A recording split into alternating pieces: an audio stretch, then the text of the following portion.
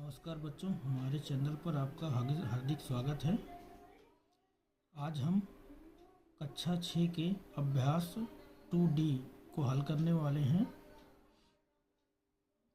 तो चलिए शुरू करते हैं। तो दोस्तों, यहाँ पे जो पहला सवाल यहाँ पे दिया गया है कि निम्नांकित संख्या रेखा द्वारा विभाजन तथ्य को बताइए। अब विभाजन तथ्य को यहाँ पे हमें बताना है। तो विभाजन तथ्य क्या है? देखो, टोटल इसका जो योग बन रहा है वो कितना हो रहा है? 12। ठीक है दोस्तों, कितना हो रहा है? 12। और प्रत्येक की जो जिससे हमें बढ़ाया गया है, दो दो से इसको बढ़ाया गया है, मतलब दो का इसका भाजक दो होगा हमारा दो। तो अब इसका जो दो अगर 12 टोटल 12 तक गया है तो अगर भाग दे देंगे तो कितना आएगा हमारा? तो 2 6। तो देख लेते हैं, 1 2 3 4 5 6। 6 जो है इसका आंसर आ जाएगा। तो यहाँ पे हो जाएगा 12 भागे 2 बराबर 6। इसका आंसर निकल जाएगा। अब क्वेश्चन नंबर 2 देखते हैं। तो क्वेश्चन नंबर 2 दिया गया है हमें, कह रहा है कि 21 भागे 3 बराबर यहाँ पे 7। मतलब कह रहा है कि किसको 3 से भाग दिया कितना आ गया? 7 के संगत गुणात्मक तथ्य। कह रहा है कि इसका जो संगत गुणात्मक तथ्य है वो क्या है हमारा? 3 गुणे 7 है। 3 गुणे 7 बराबर कितना है? 21 है। अतः निम्नांकित तथ्यों के संगत गुणात्मक तथ्य बताइए। संगत गुणात्मक तथ्य हमारे पूछ रहा है। तो चलिए बच्चों, उसका संगत जो गुणात्मक तथ्य है उसको बताते हैं। तो यहाँ पे लिखा है 56 भागे 8। 56 को अगर 8 से भाग दें तो बराबर कितना आ रहा है? 7 आ रहा है।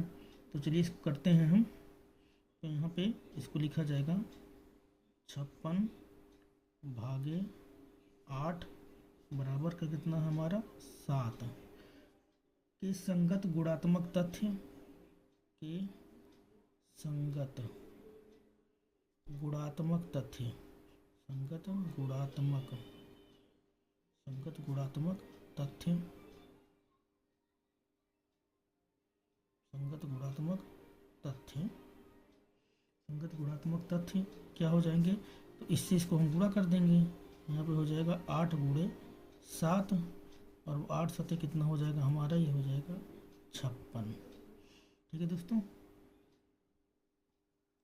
इसी प्रकार हम अब जिसका दूसरा वाला जो क्वेश्चन है उसको देखेंगे। तो दूसरा दिया गया है कि 66 भागे 11 बराबर 6। तो अब यहाँ पे लिख लेंगे 66 भागे 11 बराबर 6 के संगत गुणात्मक तथ्य। लिखेंगे कि संगत गुणात्मक तथ्य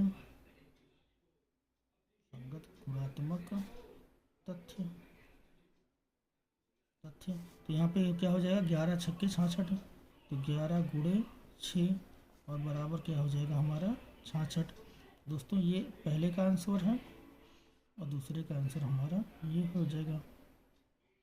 इसी प्रकार जो पहला है इसका आंसर ये हो जाएगा। बच्चों, क्वेश्चन नंबर 3 को देखते हैं।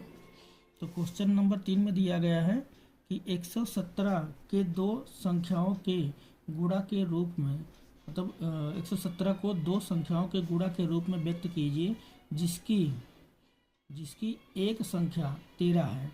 हमें इसे दो संख्याओं में इसको बताना है। तो चलिए इसको हल करते हैं।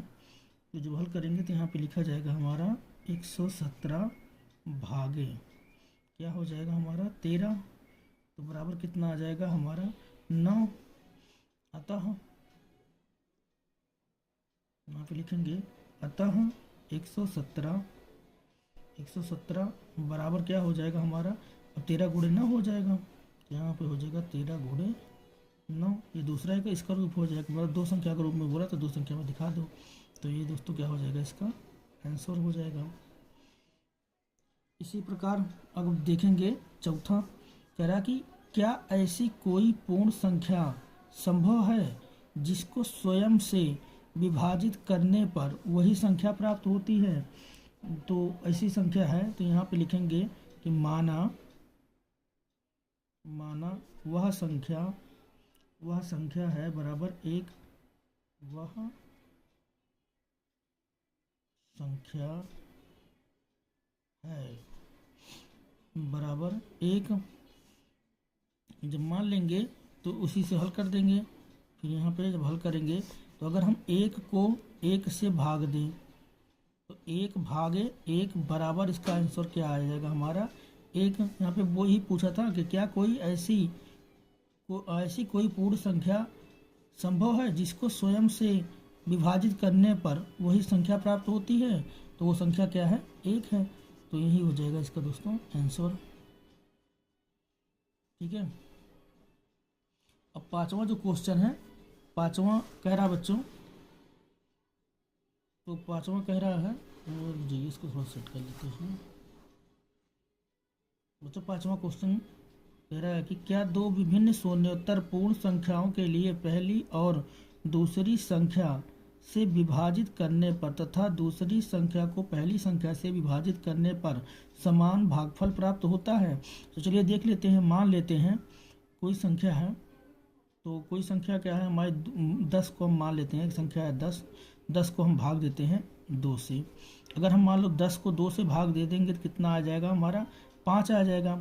अब इस संख्या को पलट लेते हैं, अब इस संख्या को पलट लेते हैं। अतः यहाँ पे लिखेंगे अतः, अब इसको पलट लेते हैं तो यहाँ पे हो जाएगा 2 और भागे क्या हो जाएगा हमारा 10। अगर जब 200 इसको 10 से 2 को भाग देंगे तो भाग जाएगा नहीं, तो क्या करना पड़ेगा हमें 0 लगा करके एक शून्य बढ़ाना होगा, तो फिर भाग जाएगा। 10 दूना कितना हो जाएगा हमारा 20। अब देखो इसका भागफल कितना आया था, 5 आया, और इसका भागफल कितना आया है 0.2। तो इन दोनों का जो योगफल है वो समान नहीं होगा। जैसे कि यहाँ पे बोला था कि पहली संख्या से दूसरी संख्या को विभाजित करने पर समान भागफल प्राप्त होता है। तो यहाँ पे लिख दिया जाएगा नहीं। आंसर में क्या लिखेंगे, नहीं। तो ये नहीं, इसका क्या हो जाएगा आंसर हो जाएगा, समान भागफल प्राप्त नहीं होता। तो यहाँ पे लिख सकते हैं कि समान भागफल प्राप्त नहीं होता, लिख देते हैं समान भागफल प्राप्त नहीं होता, प्राप्त नहीं होता। ठीक है दोस्तों, तो बच्चों आज का इस सत्र यहीं पे समाप्त होता है। अगर आपको यह वीडियो पसंद आया हो तो लाइक करें और शेयर करना ना भूलें। अगर कहीं पे किसी भी क्वेश्चन के अंदर अगर तुम्हें किसी भी चीज़ की दिक्कत आए तो आप कमेंट में जा कर के कमेंट ज़रूर करें और हमारे चैनल को सब्सक्राइब करें। फिर मिलेंगे अगली वीडियो में, तब तक के लिए शुभकामनाएं।